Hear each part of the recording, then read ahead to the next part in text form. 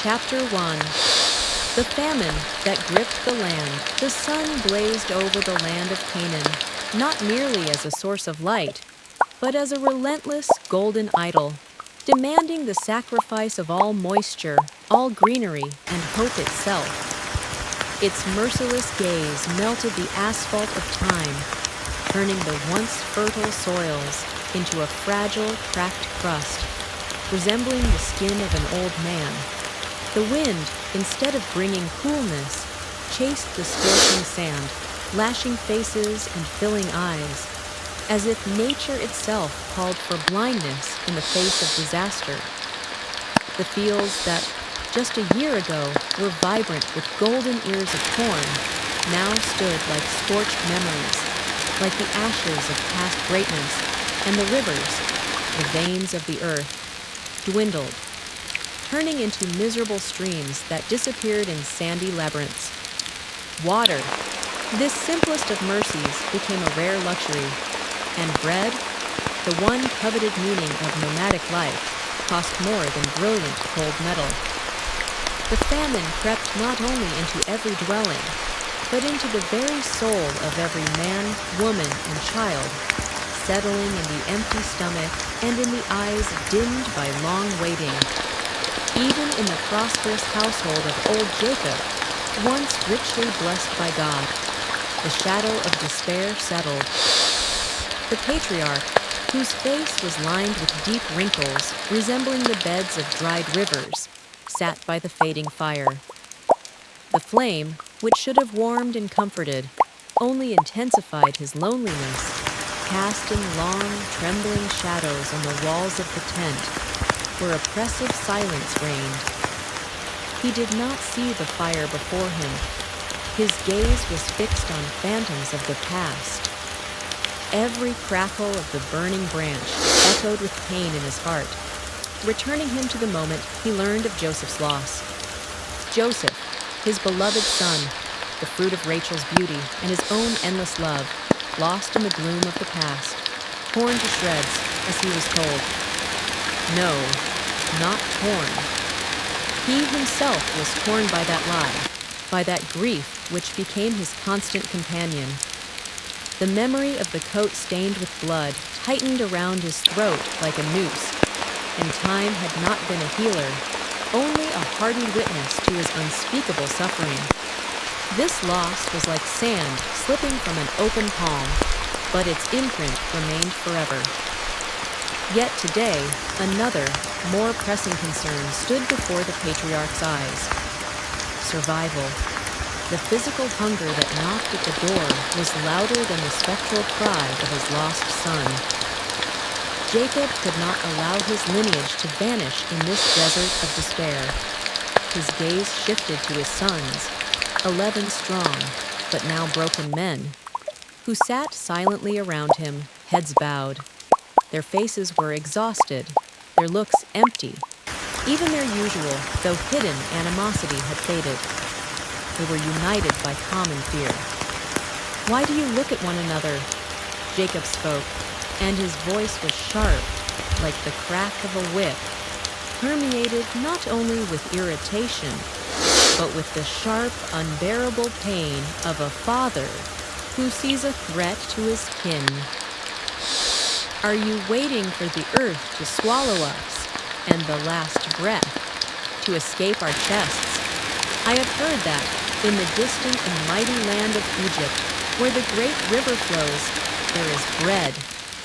Their granaries are full, and their Pharaoh is blessed with abundance. Go there, immediately.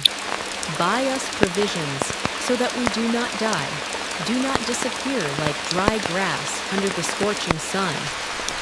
This was not a plea, but a command, uttered on the edge of despair, yet with that unwavering will that had sustained Jacob's line for centuries.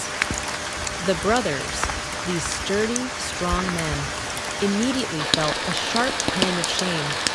Their inaction was merely a manifestation of their internal emptiness, an attempt to hide from responsibility. They raised their eyes to their father, and then, involuntarily, glanced at one another.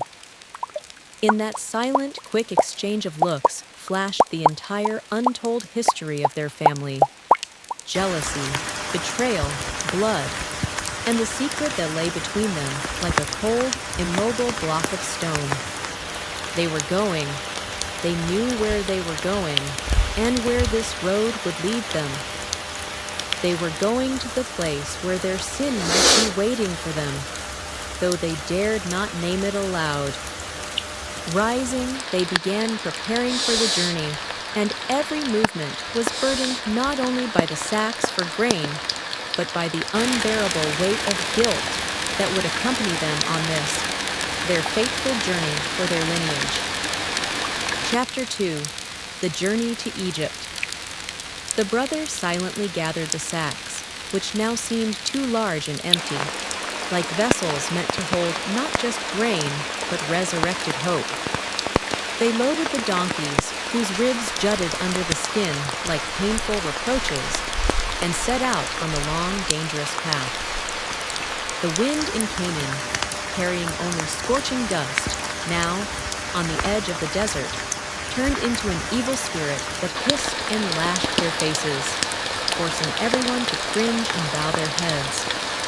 Every step was not merely a physical effort, but an echo that reverberated in the deepest recesses of their hearts.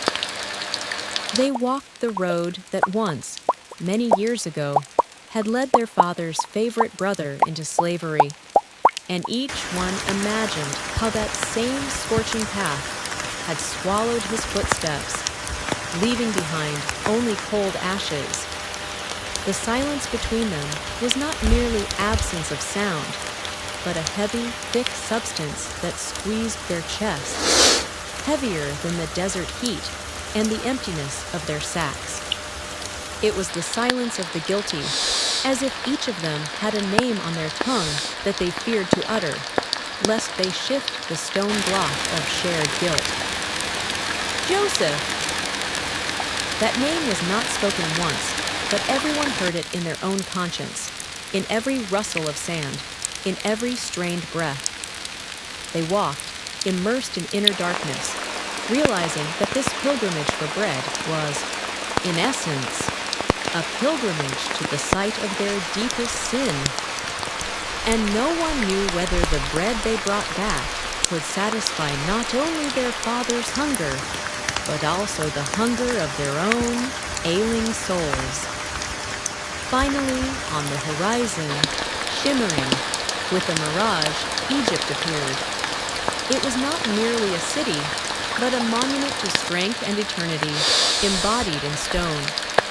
It overwhelmed them with its inhuman grandeur, huge, impregnable walls that soared to the sky, as if separating this blessed land from the rest of the world, statues of gods that looked at them with cold, soulless eyes, embodying the mystery and might of a civilization unlike their modest, nomadic life. The glitter of gold on the tops of the pyramids, reflecting the sun's rays, blinding and terrifying at the same time. This was a world of order, wealth, and unyielding power, which made these proud shepherds feel like small, wretched grains of sand. All this both frightened and captivated, crushing their will and reminding them of their vulnerability. When they were led to the ruler's residence, the palace's majesty almost made them faint.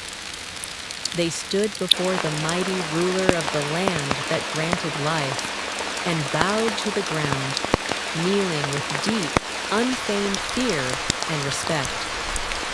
Their eyes were fixed on the dust, lest they meet the gaze of the one who held their lives and the lives of their families in his hands. None of them could, dared, or even thought to recognize in him the young man whom they had once thrown into a pit and then sold for 20 pieces of silver. Joseph stood before them as an Egyptian prince in luxurious, shimmering garments, like the waters of the Nile, with heavy gold ornaments that symbolized his immense power. His face, tanned and refined, was marked by wisdom and severe experience, and his gaze was that of an authoritative man, accustomed to giving commands that were instantly carried out.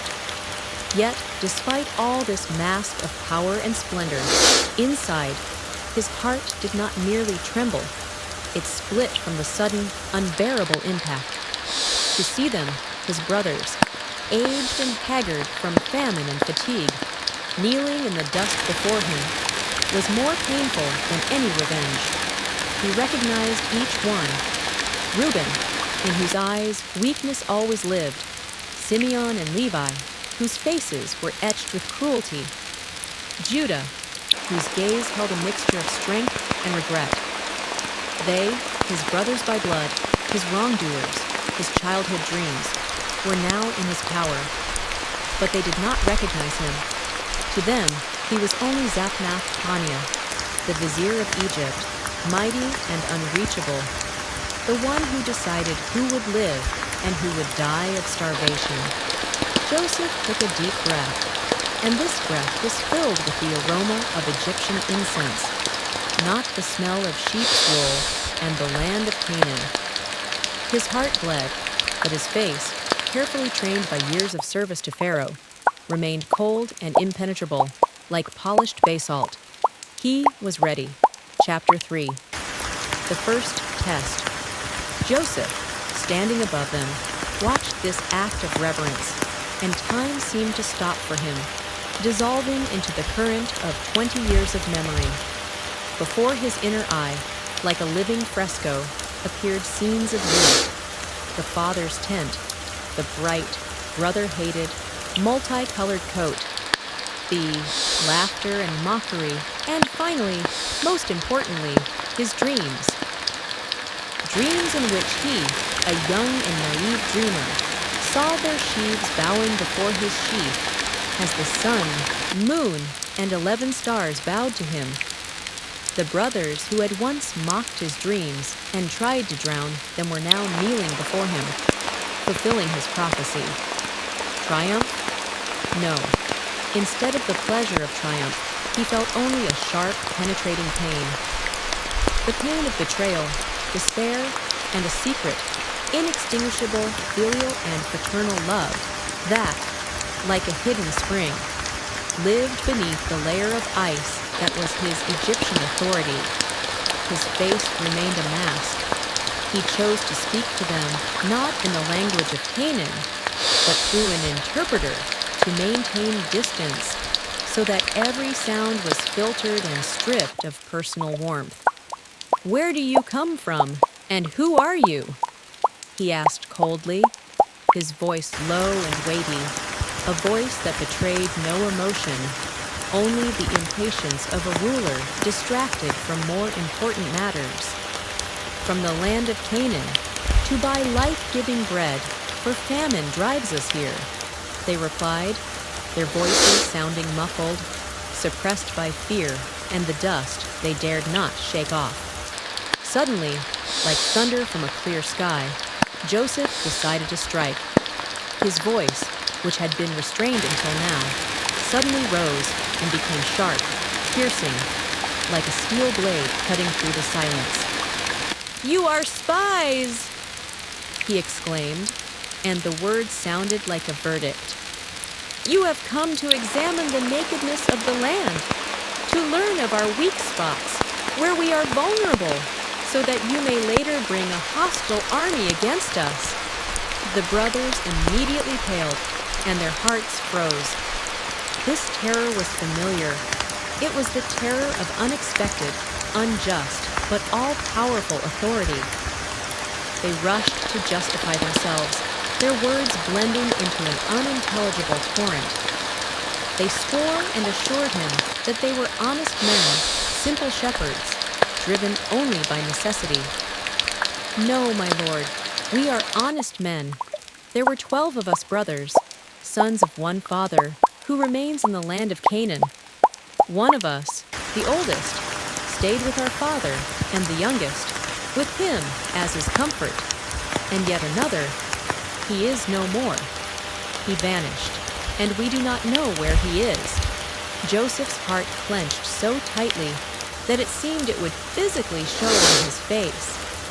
The mention of their "he is no more" was as painful as it had been 20 years ago when he heard it from them.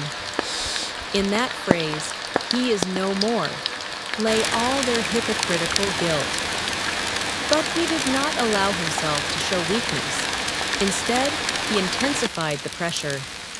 His eyes, filled with an unbearable inner fire, strictly examined each of them, searching for signs of lies, but seeing only genuine terror. "Very well," Joseph said, lowering his voice again to a tone of dangerous calm. "I will accept your words, but not without proof. To verify the truth of your words and dispel my suspicions, let one of you, as a hostage, remain here, in my dungeons, until the rest of you return with the remaining bread. And most importantly, bring your youngest brother. Then I will know that you are honest men and not treacherous spies. Otherwise, I swear by the life of Pharaoh, you will die as those who sought to harm Egypt." He ordered Simeon to be seized. Perhaps this was no accidental choice, as Simeon, along with Levi, was one of the most cruel and aggressive during their sinful act. The scene of the capture was full of drama. Simeon, resisting but quickly overcome by the Egyptian guards, was led away, while the rest, standing in fear and trembling, were left with his invisible shadow. When Joseph commanded their sacks to be filled with grain and their silver to be secretly returned by placing it in their sacks, this was not mercy, but the beginning of a game intended to expose the depths of their souls. The brothers left the palace, carrying not only bread, but a new, even greater anxiety. Chapter 4. The return with Benjamin time passed, and this time was filled with endless, painful waiting. The famine that gripped the land did not subside, but only tightened its relentless grip, turning life in Canaan into a slow agony. Jacob, the patriarch, now lived in a double captivity: the captivity of hunger that threatened his body, and the captivity of fear that tore at his soul. He had lost Simeon, who remained in the Egyptian dungeon, and now faced the demand to give up his last comfort, the last living memory of his beloved Rachel, Benjamin. "My son shall not go with you," he cried out to his sons, his voice trembling with grief. "You took Joseph, and he is no more. You took Simeon, and he is no more. Do you now want to take Benjamin too, and bring me, a gray-haired old man, to the grave?" His eyes were full of tears, and his heart seemed ready to burst from this unbearable fate that constantly took from him what was most precious. But reality was crueler than his grief. The bread brought from Egypt ran out, and when Judah, strong and decisive, but now broken by responsibility, addressed his father, his words sounded like the final tragic verdict. "Father, if you do not send the boy, we will all die, we, our children, and you yourself. If you fear for him, entrust him to me. I will be surety for him, and if I do not bring him back and set him before you, let my guilt be upon me forever. Trust God, not your fear." And Jacob, though he feared losing Benjamin, whose features so resembled his mother's, was forced to agree. This agreement was not a victory of will, but a final, sorrowful submission to fate. The brothers set out for Egypt again, but now their burden was heavier than any grain. They carried gifts that were symbols of their repentance and despair: honey, to recall the sweetness of life; resin and myrrh, as if for a funeral procession; almonds and the best silver they prepared as double payment. They feared that ruler whose gaze pierced to the bones and whose word was law.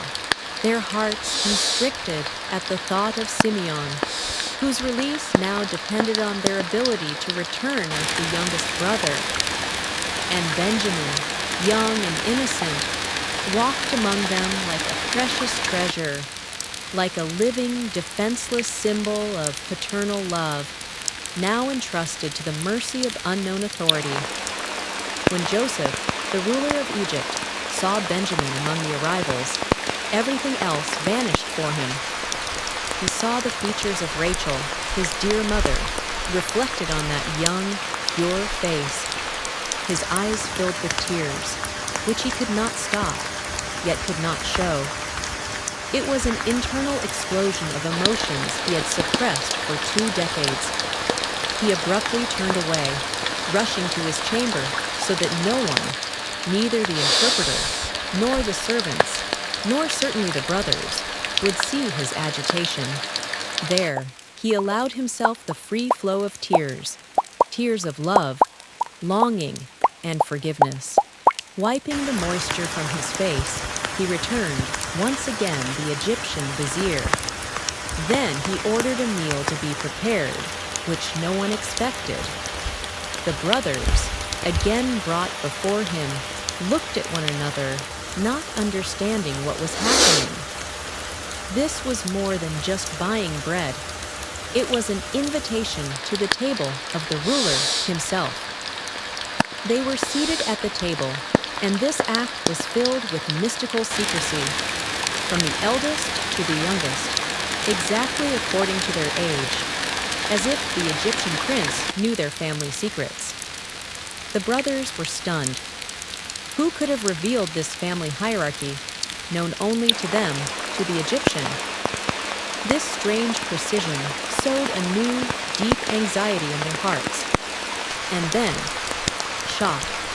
When the feasting began, Benjamin was served a portion 5 times larger than the others. It was an honor, incredible generosity, but also a test. Would his brothers again begin to be jealous of the youngest, who received such immense favor from the father or from authority as they had once done? Were they capable of sin again? Joseph watched. He saw their cautious joy, their surprise, and to his great relief, he saw no envy. The tension gradually subsided, but the real drama was just beginning. Chapter 5. The Secret Feast. The wine flowed into the cups, and its tart, sweet aroma mingled with the scent of Egyptian incense, dispelling the heavy, oppressive fear that had accompanied the brothers. The fear gradually melted away in the warmth of the hospitality, in the luxurious comfort of the palace dining hall, where they sat as honored guests, not as suspected spies. It was a feast of contrasts. On the table, the most exquisite dishes of Egypt. In the cups, oblivion from hunger, and in their hearts, a strange mixture of relief and unspoken suspicion. Joseph, at the center of this brilliant banquet, looked at them and saw no longer merely enemies or wrongdoers, but brothers, broken, weary from life's troubles, but alive, and it seemed ready to change. His soul, which had been encased in the armor of power for 20 years, was torn between the thirst for righteous revenge and an all-encompassing, deep love for his kin, a love inherited from his father. He had tested them, and they had passed the initial checks. They had not abandoned Simeon. They had brought Benjamin. But Joseph himself had undergone the hardest test. Could he forgive? Could this mighty vizier ignore the pain of the abandoned youth and find the strength for mercy, not just justice? Cautious laughter and awkward thanks rang around the table. The brothers, especially Reuben and Judah, tried to look nonchalant, but their eyes constantly returned to the vizier's figure, searching for confirmation of his favor or signs of anger. Benjamin, innocent in everything, enjoyed the attention and generosity. unaware that he was the central element of this complex, cruel game. This was true unity, the first in many years, though distorted by secrecy. Yet Joseph knew the true final denouement was still ahead.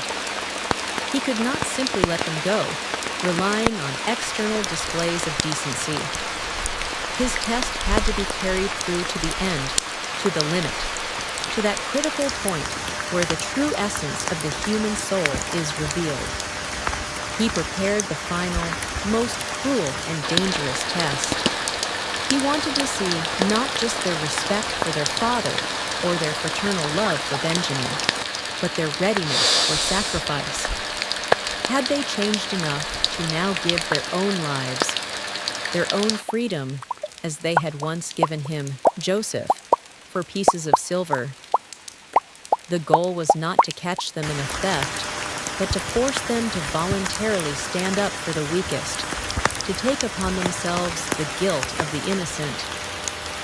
While the brothers, tired and relaxed after the feast, slept, Joseph gave instructions to his steward.